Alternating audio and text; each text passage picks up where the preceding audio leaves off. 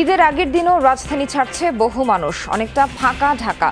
গাড়ির চাপ মহাসড়কে, ভিড় আছে পাটুরিয়া দৌলতদিয়া ঘাটেও। কোরবানির হাটগুলোতে শেষ মুহূর্তে বেচাকেনা জমজমাট, সরবরাহ বেশি থাকায় কাঙ্ক্ষিত দাম নেই, অভিযোগ খামারিদের।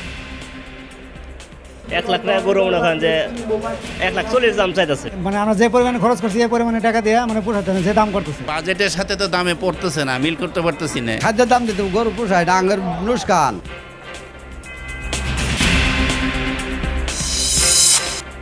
মধ্যপ্রাচ্য সহ বিশ্বের বেশিরভাগ দেশে আজ পালিত হচ্ছে ঈদুল আজহা। সৌদির সাথে মিল রেখে দেশেও কিছু জায়গায় উদযাপিত হচ্ছে ঈদ।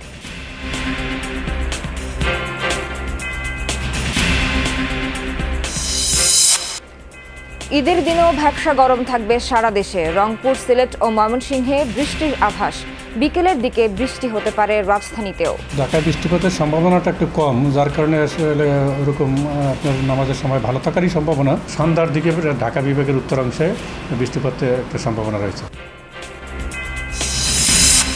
সাভারে চামড়া শিল্পনগরীর বর্জ্য ব্যবস্থাপনা নিয়ে উদ্বেগ কাটেনি এবারও। ত্রুটিপূর্ণ নকশায় মিলছে না কাঙ্ক্ষিত সেবা, বিসিক চেয়ারম্যান নিজেও হতাশ। নোয়াখালীতে নদীর মাছে তাজা ভাব আনতে বিষাক্ত রং মেশান অসাধু ব্যবসায়ীরা। তীব্র উত্তাপেও কাটে না স্বাস্থ্য ঝুঁকি, বলছেন বিশ্লেষকরা। সিনথেটিক কেমিক্যাল এবং কাপড়ের রং, এবং এই রং মিশ্রিত ফিশ যদি খেলে মানবদেহের অনেক রোগ হতে পারে।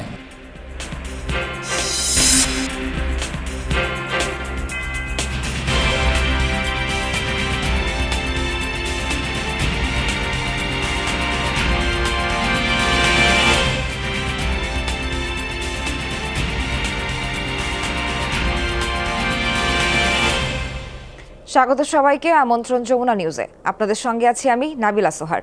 এতক্ষণ দেখছিলেন শিরোনাম, এবারে বিস্তারিত খবরে। রাত পোহালেই ঈদুল আজহা।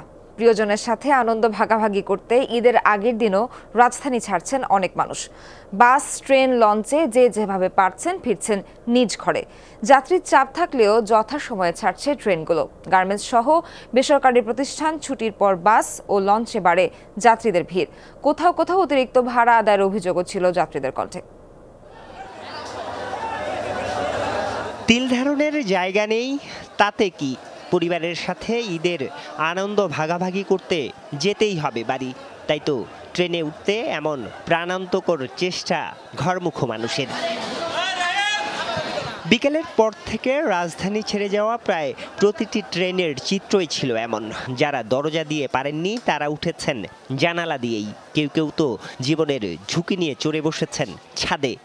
আর কথা কইেন না, ট্রেনে উঠাই নিয়ে যেতে হয়, এই যে জুতো নিচে হাতে। জীবনের ঝুঁকি থাকলে কি করা যায়? এখন আমরা তো যেতে হবে, তো আমরা তো যেতে পারতেছি না। এই যে দেখেন, একটুকু জায়গা নাই। কত মানুষ চেপে যাচ্ছে, যাবে না নাকি? এরকম করছে কেন? গেটের সামনে অন্যান্য গেট থেকে তো এই গেটে কম লোকজন। দুপুরের পর থেকে ছুটি হয় সব বেসরকারি প্রতিষ্ঠান, শিল্প কলকারখানা, গার্মেন্টস। বিকাল হতেই বাড়ির পথ ধরা এসব মানুষের স্রোত গিয়ে ঠেকে বাস স্ট্যান্ডগুলোই। কিন্তু কারো হাতেই নেই ঘরে ফেরার টিকিট। না পেলে যেভাবে হয় ভাঙ্গা, যেভাবে কষ্ট হলেও যাওয়া লাগবে। দেখি অবস্থা দেখে বুঝতে পারতেছেন কতটা হয়রানি হচ্ছে। টিকিট নাই তো কোনো কাউন্টারে, সব কাউন্টারে দেখছে টিকিট পাই নাই। কল্যাণপুর থেকে তো এই গাবতলী পর্যন্ত প্রচুর জ্যাম, আসাই যাচ্ছে না। ঘরমুখো মানুষের এমন চাপের সুযোগ নিয়েছেন রাজধানীর বিভিন্ন রুটে চলা মিনি বাসগুলো। যাত্রীদের কাছ থেকে 2 থেকে 3 গুণ বাড়তি ভাড়া নিয়ে রাজধানী ছাড়ছে রাজশাহী, রংপুর কিংবা দিনাজপুরের পথে। ব্রিজের উপরে যাবো, যদি হয় তাহলে বাসে যাবো 700 650-র মধ্যে, যদি পাই যাবো, আর না হলে ট্রাকে যাবো। 60 টাকা ভাড়া নিতেছে, 300 টাকা করে। 300 টাকার নিচে আপনি যেখানে নামেন 300 টাকা। ঘরমুখো মানুষের উপচে পড়া ভিড় নৌপথেও। যাত্রী বোঝাই করে সদরঘাট ছাড়ছে ভোলা, পটুয়াখালী সহ দক্ষিণাঞ্চলের লঞ্চগুলো। ডেকে জায়গা না পেয়ে উঠে পড়েছেন ছাদেও। লঞ্চের ভিতরে টোটালি গরম, আর তাছাড়া মানুষজনের জ্যাম অনেক বেশি, ভরে গেছে, তারপরে ছাড়তেছে না। এটা একটা অমানবিকতা আর কি। আমি ঘুরে ফিরে এখন এখানে বসে বসে কোনো জায়গা নেই। তবে পদ্মা সেতু চালু হওয়ার পর থেকে ঢাকা বরিশাল রুটের লঞ্চে ভিড় আগের চেয়ে অনেক কম। আরিফুর রহমান সবুজ, যমুনা নিউজ, ঢাকা। এবারে শেষ দিনের ঈদযাত্রা সড়ক, নৌ ও রেলপথের খবরাখবর জানবো আমাদের সহকর্মীদের কাছ থেকে। শুরুতে যাচ্ছি কমলাপুর রেল স্টেশনে, সেখানে আছেন আমাদের সহকর্মী তানভীর মৌসুম। তানভীর, জানাবেন যে সকাল থেকে এই নাগাদ কটি ট্রেন ছাড়লো, ট্রেনগুলো কি আদৌ সময় মতো ছেড়েছে কিনা এবং যাত্রীদের ভিড় আজকে এখন কেমন দেখছেন? সোহার, ঈদের আগের দিন আমরা সাধারণত দেখি যে আসলে যাত্রীদের ভিড় অন্যান্য সময়ের চেয়ে কিছুটা কম থাকে, কারণ ঈদের 2-3 দিন আগেই আসলে অধিকাংশ যারা ঢাকা ছাড়ার তারা কিন্তু আসলে ঢাকা ছেড়ে চলে যান। তবে এবার কিন্তু আমরা দেখছি যে না, আসলে ঈদের আগের দিন হিসেবে কিন্তু এখনও প্রচুর পরিমাণ যাত্রীর ভিড় রয়েছে এবং সেটা কিন্তু এখন পর্যন্ত চলমান। প্রচুর মানুষ আসছে এবং তারা কিন্তু আসলে ভোরবেলা থেকেই চলে এসেছে, কারণ তারা আসলে যে যখন যেভাবে পারেন যে ট্রেনটি পান তারা কিন্তু সেই ট্রেনেই উঠে যাওয়ার চেষ্টা করেছিলেন এবং সেজন্যই কিন্তু আমরা দেখছি যে আসলে প্রতি মুহূর্তে কিন্তু মানুষ আসছে এবং যে ট্রেন ছাড়ার যে নির্ধারিত সময়, সেই নির্ধারিত সময়ের আগে থেকেই কিন্তু মানুষজন বসে রয়েছে। কারণ আবার অনেকে আমরা এমনও দেখতে পাচ্ছি যে তারা যে ট্রেনেই পাবেন, যে ট্রেনেই তারা গন্তব্যস্থলে পৌঁছতে পারবেন, সেই ট্রেনেই কিন্তু তারা চলে যাবেন। এই ধরনের একটি কিন্তু তাদের মধ্যে যদি বলি যে পরিকল্পনা রয়েছে এবং আমরা কিন্তু দেখছি যে সকাল থেকে কিন্তু পরবর্তীতে যদি বলি যে এখানে কিন্তু আসলে নির্বিঘ্নেই ট্রেন চলাচল হচ্ছে। এখন পর্যন্ত কোনো শিডিউল বিপর্যয় হয়নি। আজ মোট যদি বলি যে রেলের হিসাবের কথা, তাহলে বলতে হচ্ছে যে এখানে কিন্তু যদি আন্তনগর ট্রেন, আজকে মোট 43টি আন্তনগর ট্রেন ছাড়বে এবং এই আন্তনগর ট্রেনের টিকিট বিক্রি হয়েছে 34,000 টিকিট এবং লোকাল কমিউটার আর মেইল ট্রেন মিলিয়ে মোট ট্রেন আছে 69টি। এবং এছাড়াও যদি বলি যে আজকে রেলের টিকিটের বিষয়ে, আজকে রেলের টিকিট দেওয়ার সক্ষমতা হচ্ছে 1,30,000 থেকে 1,50,000 পর্যন্ত, অর্থাৎ এর মধ্যেই কিন্তু সবাই এই ট্রেনের টিকিটগুলো কিনে ফেলতে পারবেন। এবং এছাড়াও কিন্তু আরেকটি বিষয় হচ্ছে যে স্ট্যান্ডিং টিকিটও কিন্তু এবার যদি বলি যে ব্যবস্থা রাখা হয়েছে, অর্থাৎ কেউ যদি আজকে এসে যদি তারা আজকে আসলে টিকিট কিনতে চান, তাহলে কিন্তু তারা এই টিকিট কেটে তারা কিন্তু আজকেও ঈদযাত্রা শুরু করে দিতে পারবেন। সোহার। তানভীর, ধন্যবাদ আপনাকে। যেতে চাই মহাসড়কে, সেখানে আছেন আমাদের সহকর্মী গাজীপুরের চন্দ্রা থেকে যুক্ত হচ্ছেন সহকর্মী হোসেন আলী বাবু। ঈদযাত্রা তো একেবারে শেষ পর্যায়ে, এই পর্যায়ে আপনি মহাসড়কে কেমন যানজট দেখছেন এবং এখনো কি বাড়তি ভাড়া আদায় করা হচ্ছে কিনা জানাবেন। সোহার, রাত পোহালেই ঈদ, দীর্ঘ সারি, দীর্ঘ লাইন, দীর্ঘ জটলা। এই কখন যাবে বাড়ি এই অপেক্ষায় আছেন এই চন্দ্রামোড়ের যেসব উত্তরবঙ্গের মানুষ, প্রত্যেকটি মানুষ। সকাল থেকেই আমরা দেখছি যে এই চন্দ্রামোড়ে প্রত্যেকটি জায়গাতেই আসলে দীর্ঘ সারি রয়েছে এবং দীর্ঘ লাইন রয়েছে। সেখানে যাত্রীরা বলছেন যে আসলে গাড়ি পাচ্ছে কিন্তু আসলে গাড়িতে উঠতে পারছে না, কারণ এই পরিমাণ গাড়ির ভেতরে চাপ রয়েছে, যার কারণে তারা গাড়িতে উঠতে পারছে না। দীর্ঘক্ষণ তাদের গাড়ির জন্য অপেক্ষা করতে হচ্ছে। 3 থেকে 4 ঘন্টা অপেক্ষার পর তারা গাড়িতে উঠতে পারছেন। তারপরেও তাদের বাড়তি ভাড়া করতে হচ্ছে। যেই নাটোরের ভাড়া 600 টাকা, সেই ভাড়া চাওয়া হচ্ছে তাদের কাছ থেকে 1500 থেকে 1800 টাকা। বগুড়ার ভাড়া 500 টাকা, সেই ভাড়া চাওয়া হচ্ছে তাদের কাছ থেকে 1200 থেকে 1500 টাকা। প্রত্যেকটি জায়গাতেই আসলে ভাড়া বেশি নেওয়া হচ্ছে এবং কাউন্টারগুলোতে। আর তার পাশাপাশি যদি বলি, কাউন্টারগুলোতে যে ভাড়াগুলো নেওয়া হচ্ছে সেটা হচ্ছে যে প্রত্যেকটি যে তাদের যে ভাড়া টিকিট, সেই টিকিটগুলোতে আসলে যেই দামটা লেখা থাকে সেটা কিন্তু এখন তারা অনেকটা বাড়িয়ে লিখেছে, এমন অভিযোগ করেছেন কিন্তু যাত্রীরা। সকাল থেকেই কিন্তু এই দীর্ঘ সারি, দীর্ঘ লাইন, এই লাইন কখন শেষ হবে কেউ এখনো কিন্তু আসলে জেলা পুলিশ এবং হাই পুলিশ কেউ বলতে পারছে না।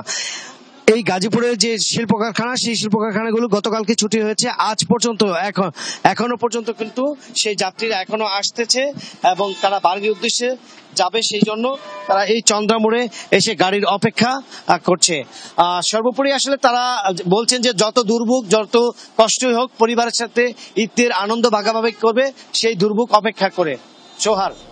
বাবু, ধন্যবাদ আপনাকে সড়ক পথের খবর জানানোর জন্য। এবার জানবো ঘাটের পরিস্থিতি। সেখানে আছেন মানিকগঞ্জে পাটুরিয়া ঘাট থেকে বিএম খোরশেদ, জানাবেন ঘাটে যানবাহনের এখন চাপ কেমন, আর এখনো কি ধীর গতিতে পার হচ্ছে সবকিছু এবং কোনো ভোগান্তি আছে কিনা যাত্রীদের?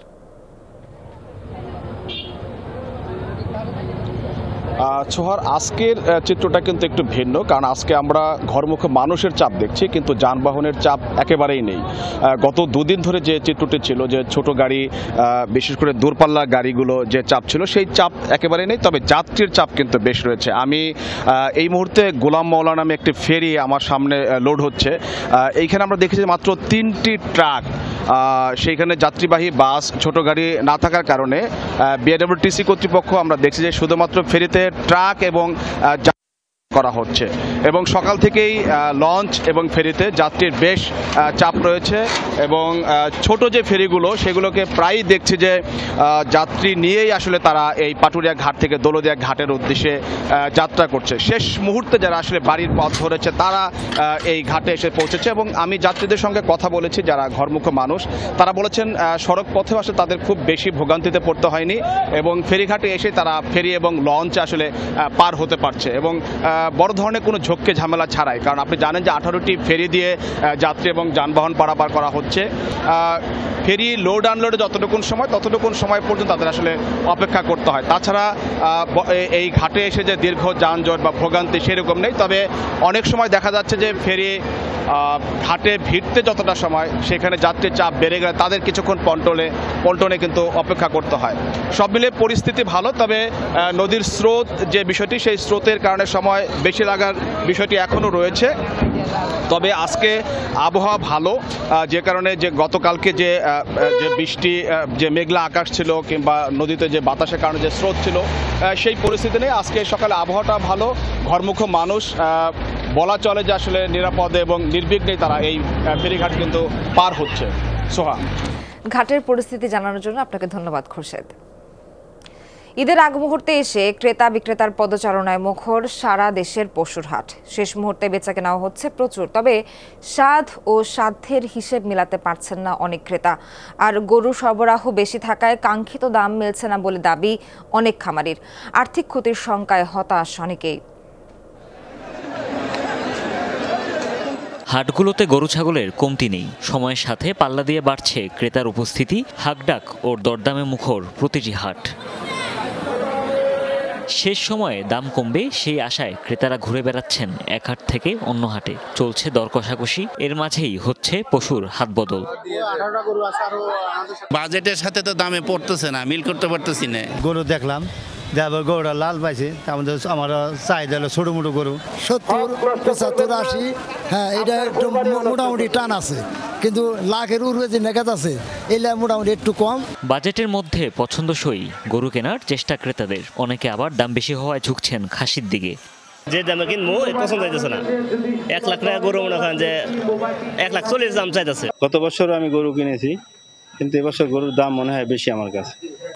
হাট থেকে কেউ বের হচ্ছে খুশি মনে, আবার কারো মন খারাপ। কখনো হাসছেন ক্রেতা, আবার কখনো বিক্রেতার চোখে পানি। এই গরুটা কিনছি 90,000 টাকা দিয়ে। কাস্টমারের দাম বলতিছে তো কিছু কম বলতিছে, এই জন্য আমরা কেউ গরু ছাড়তে পারতেছি না। গরু হাটও তুলছিলাম, গরুর বাজার কম, খাদ্যের দাম দিতে গরু পোষায় ডাঙ্গের নুসকান। রয়েছে ভিন্ন গল্প। চাহিদার তুলনায় গবাদি পশু বেশি থাকা আর পরিচর্যা খরচ বাড়ায় মিলছে না কাঙ্ক্ষিত মূল্য। বিক্রির আগ্রহ হারিয়ে ফেলেছেন অনেক ব্যাপারী। গরুর দাম অন্যান্য ঈদের তুলনায় এবার অনেক দাম কম। যে গরু গেছবার 1.5 লক্ষ টাকা বিক্রি হয়েছে, এই গরু এবার 1,20,000 টাকা বিক্রি। প্রতিদিন 1,500 খাওয়াইছি, খালি ভুসি খাওয়াইছি, কিন্তু এখন সেটা গরু ভুসির টাকা উঠতেছে না। গরুটা যে পালছি 2 বছর 3 বছর মনে করেন, মানে আমরা যে পরিমাণে খরচ করছি এই পরিমাণে টাকা দিয়ে মানে পোষাতে যে দাম করতেছে। লাভ লোকসানের পাশাপাশি আছে বহুদিনের যত্নে বড় করা পশুটিকে অন্যের হাতে তুলে দেওয়ার কষ্ট। হাটে ক্রেতা বিক্রেতাদের সার্বিক নিরাপত্তায় কঠোর নজরদারিতে রয়েছে আইন শৃঙ্খলা রক্ষাকারী বাহিনী। গবাদি পশু অসুস্থ হয়ে পড়লে তাৎক্ষণিক সেবা দিতে প্রস্তুত medical team. Humayun Rashid, Jamuna news.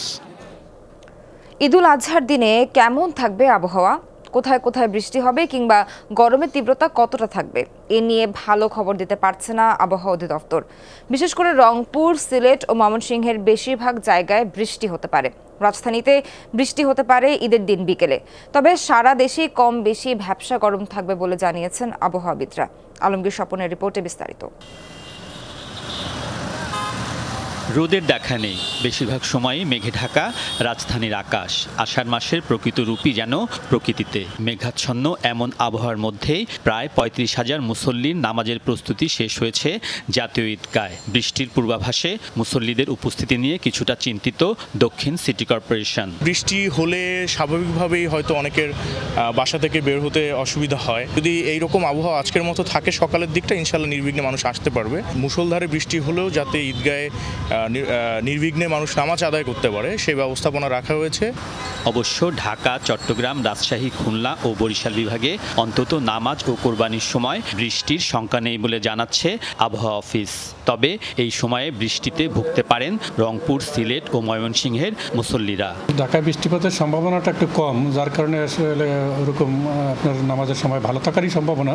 বিকাল 3টার দিকে চট্টগ্রাম বিভাগের কিছু কিছু জায়গায় বৃষ্টিপাত শুরু হওয়ার সম্ভাবনা রয়েছে, আর সন্ধ্যার দিকে ঢাকা বিভাগের উত্তরাংশে বৃষ্টিপাতের একটা সম্ভাবনা রয়েছে। এ তো গেল নামাজ ও কোরবানির সময়ের আবহাওয়ার পূর্বাভাস। ঈদের দিন বিকেলে ঢাকা, চট্টগ্রামের কোথাও কোথাও হালকা ও মাঝারি বৃষ্টি হতে পারে। রাজশাহী, খুলনা ও বরিশাল বিভাগে অবশ্য বৃষ্টির পূর্বাভাস নেই। তবে রংপুর, সিলেট ও ময়মনসিংহ বিভাগের বেশিরভাগ স্থানে সারাদিনই মাঝারি থেকে ভারী বৃষ্টি হতে পারে। রংপুর, ময়মনসিংহ এবং সিলেট এই বিভাগগুলোতে বৃষ্টিপাতের পরিমাণটা বেশি সম্ভাবনা। বাকি বিভাগগুলো আছে, এই বিভাগগুলোতে বৃষ্টিপাতের সম্ভাবনা কম। বিচ্ছিন্নভাবে দুই এক জায়গায় কিছু বৃষ্টিপাতের একটা সম্ভাবনা আছে। আবহাওয়া অফিস বলছে, ঈদের দিনে সারা দেশে সর্বনিম্ন 25 থেকে সর্বোচ্চ তাপমাত্রা হতে পারে 35। এতে দাবদাহের মতো পরিস্থিতি না হলেও থাকবে গরমের তীব্রতা। আলমগীর স্বপন, যমুনা নিউজ, ঢাকা।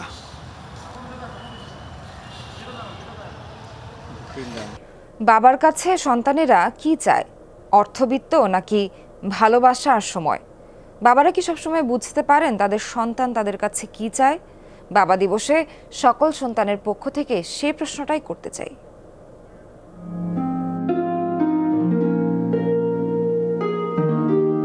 তোমার কাছে কি বিশাল অট্টালিকা চেয়েছি বাবা? চেয়েছি কি শতবিঘা জমি, ফ্ল্যাট, গাড়ি, জহরত, সম্পদের পাহাড় কি চেয়েছিলাম? হ্যাঁ, আমি পাহাড় জয় করতে চেয়েছিলাম। তোমার আঙুল ধরে ওই নীল পাহাড়ের চূড়ায় চড়তে চেয়েছিলাম। ছুতে চেয়েছিলাম ঘাস, লতা আর বনফুল।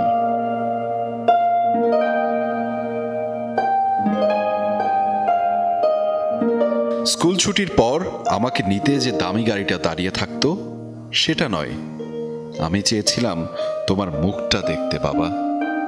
আমি চেয়েছিলাম তোমার সাথে মেলায় গিয়ে রঙিন ঘুড়ি কিনতে, সাথে জিলাপি আর বাতাসা।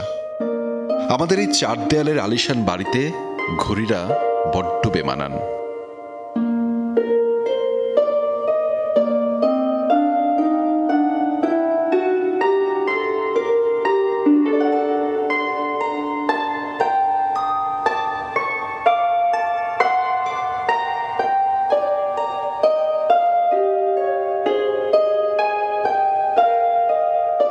বাবা, তুমি বলো, এই এক পাহাড় সম্পদ আমার ভবিষ্যতের জন্য গড়েছ তুমি। লজ্জায় আমার মাথা হেট হয়ে যায়। তোমার সন্তান পারবে না নিজ হাতে তার ভবিষ্যৎ গড়তে? বিশ্বাস নেই আমার প্রতি?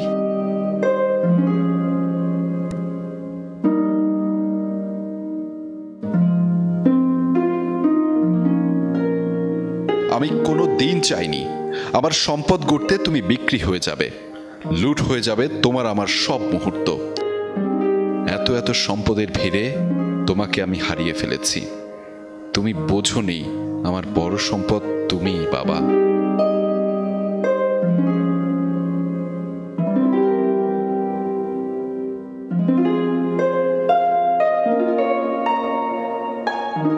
আমি কেবল মাথা উঁচু করে বলতে চাই, আমি কোনো দুর্নীতিবাজের সন্তান নই।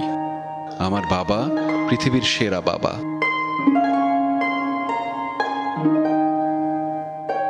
মধ্যপ্রাচ্য সহ বিশ্বের বেশিরভাগ দেশে আজ উদযাপিত হচ্ছে পবিত্র ঈদুল আজহা। সকালে ঈদ জামাতের পর ত্যাগের নিদর্শন হিসেবে পশু কোরবানি করেছেন ধর্মপ্রাণ মুসলমানরা। বিশ্বের সবচেয়ে বড় মুসলিম দেশ ইন্দোনেশিয়ার জাকার্তায় আল আজহার মসজিদে অনুষ্ঠিত হয় ঈদের প্রধান জামাত।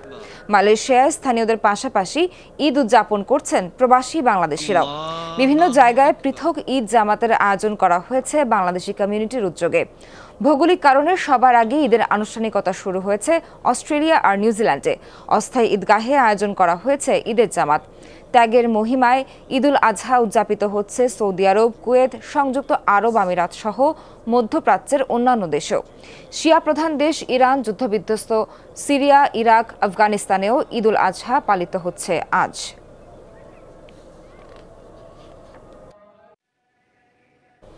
মুজতালিফা থেকে শয়তানকে নিক্ষেপের জন্য পাথর সংগ্রহ করে মিনায় ফিরছেন হাজিরা। রোববার ফজরের নামাজ আদায়ের পর মিনার উদ্দেশ্যে রওনা হন বেশিরভাগ। শনিবার রাতেও মিনায় যান অনেকে। আজ মিনায় শয়তানের প্রতীক আল জামারায় পাথর নিক্ষেপ করছেন হাজিরা। পাথর নিক্ষেপ শেষে আল্লাহর সন্তুষ্টি লাভের আশায় দেবেন পশু কোরবানি। জামারাহ থেকে বেরিয়ে মাথা মুন্ডন করবেন হাজিরা। এরপর মক্কায় ফিরে এহরাম ত্যাগ করে স্বাভাবিক পোশাকে তাওয়াফ করবেন পবিত্র কাবা। তাওয়াফ শেষে আবারও যাবেন মিনায়। 11 ও 12 জিলহজ সেখানে অবস্থান করে শেষ করবেন হজের বাকি আনুষ্ঠানিকতা। শনিবার হজের মূল আনুষ্ঠানিকতা সম্পন্ন হয় আরাফার ময়দানে। লাব্বাইক আল্লাহুম্মা লাব্বাইক ধ্বনিতে মুখরিত হয় ময়দান। মসজিদে নামিরায় খুতবায় বিশ্ব শান্তি কামনা করেন মসজিদুল হারামের ইমাম ও খতিব শাইখ ডক্টর মাহের আল মুয়াইখিলি।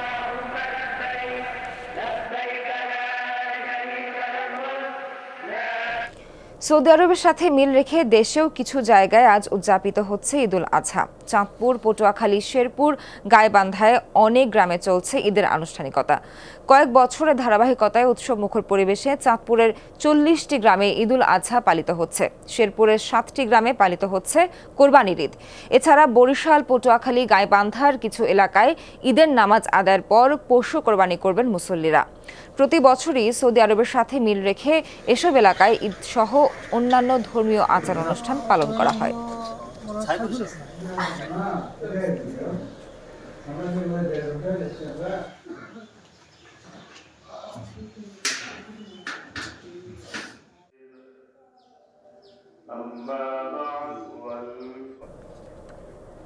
সৌদির সাথে ঈদ উদযাপনের আরো খবর জানবো আমাদের সহকর্মী জিল্লুর পলাশের কাছে। উনি আছেন গাইবান্ধায়। পলাশ, আমাদের জানাবেন যে সেখানে আসলে ঈদের আমেজ কেমন দেখছেন এবং ঈদের জামাত কি শুরু হয়েছে কিনা? সোহার, আপনি জানেন যে গাইবান্ধার 2টি উপজেলার 2টি গ্রামের কিছু মানুষ এই সৌদি আরবের সঙ্গে মিল রেখেই আসলে তারা ঈদ উদযাপন করে থাকে। আপনাকে একটু যদি আমি দেখাই যে আমি যে জায়গাটি রয়েছি গাইবান্ধার সাদুল্লাপুর উপজেলার ভাতগ্রাম ইউনিয়নের বুজরুক জামালপুর পূর্ব পাড়া জামে মসজিদ, এটি পূর্বপাড়া জামে মসজিদ। এখানে ঈদের জামাত আদায় করার জন্য বিভিন্ন জায়গা থেকে মুসল্লিরা জড়ো হয়েছেন। তারা আসলে অপেক্ষা করছেন নামাজ আদায় করবেন। এই মুহূর্তে আমরা এই যে মসজিদটি রয়েছে মসজিদে মুসল্লিরা জড়ো হয়েছেন। সেখানে আসলে প্রথমে 2 রাকাত নামাজ আদায় করবেন। 2 রাকাত নামাজের পরে তারা আসলে খুতবা পাঠ করবেন। এরপরে সবার জন্য বিশেষ দোয়া কামনা করবেন এবং এরপর তারা এখান থেকে বের হয়ে কিন্তু বাড়িতে যাবেন। বাড়িতে গিয়ে আসলে পশু যে রয়েছে সেই পশু কোরবানি করবেন। পশু কোরবানি করার আনুষ্ঠানিকতাও কিন্তু তাদের মধ্যে রয়েছে। সব মিলিয়ে বলা ছিল যে গাইবান্ধার 2টি এই গ্রামে পলাশবাড়ির ঘোড়াবান্ধা এবং আহেলা হাদিস মসজিদে একটি জামাত অনুষ্ঠিত হবে সকাল 9টায় এবং আপনার এই মসজিদে 9:30টার দিকে জামাত শুরু হবে। আমাদের কিন্তু আমাদেরকে জানিয়েছে। আমি একটু মুসল্লি এখানে আছে, একজন মুসল্লির সঙ্গে যদি একটু কথা বলতে চাই। আজকে আসলে কি কারণে এই উদযাপন করছেন, কেমন লাগছে আপনার? আজকে আমাদের পৃথিবীর আকাশে সর্বপ্রথম চাঁদ উদিত হয়েছে, সেই তারিখ অনুযায়ী আমরা আজকে ঈদ করতেছি। আপনি একটু জানাবেন ঈদের আনন্দটি কেমন লাগছে? ঈদের আনন্দ আমাদের অনেক ভালো লাগছে। আমরা সুন্নত তরিকা মোতাবেক ঈদ উদযাপন করতেছি। আচ্ছা, শুনছিলাম আমরা এই 2টি মসজিদেই আসলে মুসল্লিরা কিন্তু ঈদ উদযাপন করবেন। সব মিলে বলা চলে যে সৌদি আরবের সঙ্গে মিলে রেখে তারা এই উদযাপন করছে এবং কোনো অংশে ঈদের যে আনন্দ সেটি আসলে কোনো কমতি নেই।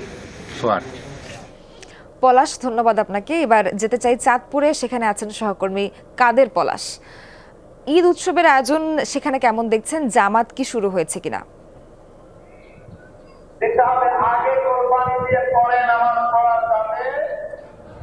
ঠিক 8:30টায় জামাত শুরু হবে। ইতিমধ্যে ঈদগাহ কমিটি তারা সকল প্রস্তুতি সম্পন্ন করেছে। মানুষজন ঈদগাহে আসতে শুরু করেছে। ঠিক কয়েক মিনিট পরেই জামাত শুরু হবে। এখন এখানকার যে নামাজ পড়াবেন আরিফ চৌধুরী, তিনি বয়ান রাখছেন, তারপরেই ঈদের জামাত অনুষ্ঠিত হবে। আর একটি বিষয় হচ্ছে যে বাংলাদেশে প্রথম এই আগাম ঈদের প্রচলন শুরু করেন মাওলানা আবু ইসহাক।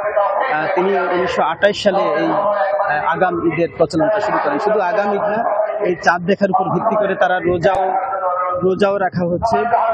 এখানে আমরা দেখছি যে মুসল্লি আছেন এবং মাদ্রাসা অর্থাৎ এখানে যে ঈদগাহ ময়দান আছে সেই ঈদগাহ ময়দান ঘিরেই কিন্তু মানুষজন উপস্থিত হচ্ছে মানুষজন। এবং আজকে 8:30টায় যে জামাত শুরু হবে, পাশেই কিন্তু আরেকটি জামাত আছে। তবে এখানকার প্রধান জামাতটাই হয় সাদরা সিনিয়র ফাজিল মাদ্রাসা। এখানে জামাত অনুষ্ঠিত হয়। আমি এখানকার যে মুসল্লিরা আছেন তাদের সাথে কথা বলেছি, তারা বলছেন যে তারা বংশ পরম্পরায় এই ঈদের জামাত বা এই রোজা পার্বণ যা আছে সেগুলি তারা সৌদি আরবের সাথে মিল রেখে, অর্থাৎ যেখানে চাঁদ দেখা যায় সেই চাঁদ দেখার উপর ভিত্তি করে তারা করে থাকে।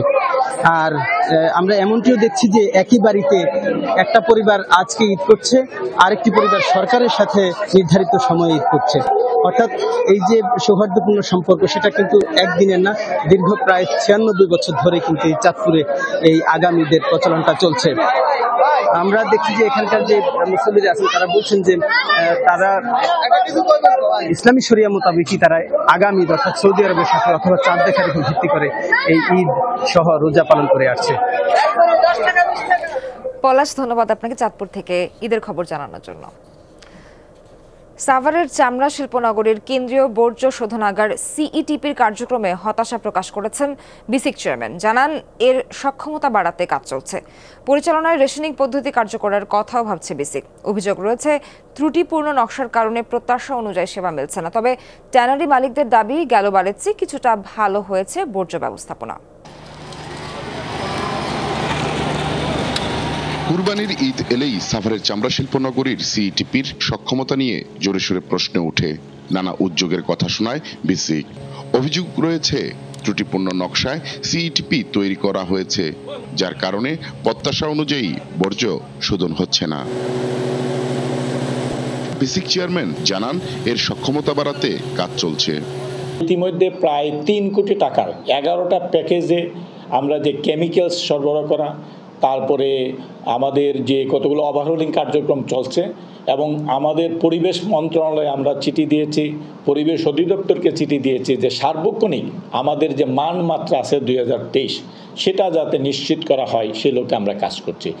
এবার আন্তর্জাতিক মানের সিইটিপি গড়তে দীর্ঘমেয়াদী উদ্যোগের নেওয়ার কথাও জানান বিসিক প্রধান। সিইটিপিকে আরও আপগ্রেডেশন রেট্রিবিউশন করার জন্য পিপিএকে আমরা অলরেডি একটা চিঠি দিয়েছে, তারা ইটাল প্রগতি অথবা ইউরোপিয়ান স্ট্যান্ডার্ড এটা নেওয়ার জন্য কি কি করা প্রয়োজন যদি হয় সেটি দীর্ঘমেয়াদী। তবে বাংলাদেশ ট্যানার্স অ্যাসোসিয়েশন বলছে গেলবারের চেয়ে বর্জ্য ব্যবস্থাপনায় অগ্রগতি হয়েছে। সিইটিপির অবস্থা আগের যে কোনো সময়ের তুলনায় এখন অনেক ভালো। এখন আমাদের যে সিইটিপি পরিচালনা পরিষদের যে এমডি আছে উনি খুবই আন্তরিক এবং অনেকগুলো কাজ যেগুলো অসমাপ্ত ছিল ওইগুলো নিয়ে উনি কাজ করতেছেন, চেষ্টা করতেছেন। আমরা আশা করি সিইটিপি একটা ভালো পজিশনে যাবে। সাভারের হেমায়েতপুরে 200 একর জমির উপর 1016 কোটি টাকা ব্যয়ে 2003-2021 সাল মেয়াদে বিসিক চামড়া শিল্পনগরীর প্রকল্প বাস্তবায়িত হয়। এরপর হাজারীবাগের ট্যানারিগুলো 2017 সালে সাভারের স্থানান্তরিত হয়, স্থাপন করা হয় সিইটিপি। মাহফুজুর রহমান নিপু, যমুনা নিউজ, সাভার। ঈদুল আজহাকে সামনে রেখে ব্যস্ত সময় পার করছেন কামাররা। হাতুড়ির টুংটাং শব্দে প্রস্তুত হচ্ছে দা, বটি, চাপাতি। সারা বছর অলস বসে থাকলেও দম ফেলার ফুরসত নেই। তবে বাজারে ক্রেতা কম বলে দাবি এ ব্যবসার সাথে জড়িতদের। টাঙ্গাইলের কামারপাড়া দা, বটি, ছুরি তৈরিতে কারিগরদের ব্যস্ততা। শেষ মুহূর্তে বেড়েছে কাজের চাপ। জেলার কামারপল্লীতে আগে 20টি দোকান থাকলেও টিকে আছে মাত্র 6টি। তাদের আশা শেষ মুহূর্ত পর্যন্ত চলবে বেচাকেনা। কামারের কাম করি দীর্ঘ 20 বছর ধরে। তা আগে বাজার ভালোই ছিল, কিন্তু এখন বাজার ভালো না। আগের কুরবানির কাজ পাইতাছি না, সেই মনে করম সেই রকম মানুষ এখন কিনে না, ওই পুরানটা দেয় চালিয়ে দেয়। কামাররা বলছেন মেশিনে তৈরি সামগ্রীতে বাজার সয়লাভ, কদর কমছে কামারদের। চায়না মাল দেখে হালাইছে বাংলাদেশে, ওই জন্য আমাদের বাজারটা সুবিধা না। কয়লার দাম বেশি, কয়লা পাওয়া যাচ্ছে না। লোহার দাম কমাতে হবে, বাজার অনেক দাম বেশি। বাগেরহাটে পশু কাটার অস্ত্র ধার করাতে কামারশালায় ভিড়, কেউ কিনছেন নতুন করে। তবে গেল বছরের তুলনায় বেড়েছে কাঁচা লোহা, ইস্পাত ও কয়লার দাম, যার প্রভাব পড়েছে বাজারে। সবাই খদ্দেররা বসে রয়েছে, মাল জিনিস বিক্রি হবে, খুব ব্যস্ততা। কাজের অনেক চাপ আছে, কিন্তু আগে তো কাজ আমরা হাতে করতাম, এখন তো সব মেশিনে প্রযুক্তি ভালো আছে, মেশিন দিয়ে করি, সময় লাগে না, কাজ তাড়াতাড়ি দ্রুত হয়ে যায়। ভিড় থাকে যার কারণে একটু দাম বেশি নেয়। 2টা চাকু আমার কাছ থেকে 200 টাকা নিছে। কোরবানির সময় এই দোকানে কামারের দোকানে না এসে উপায় নাই, এক একজন আসছে, এক একজন লাইন দিয়ে দাও নিয়ে যাচ্ছে। ওগুলোর চাষ বর্তমানে কোরবানির বাজার হিসাবে ডিমান্ড একটু বেশি।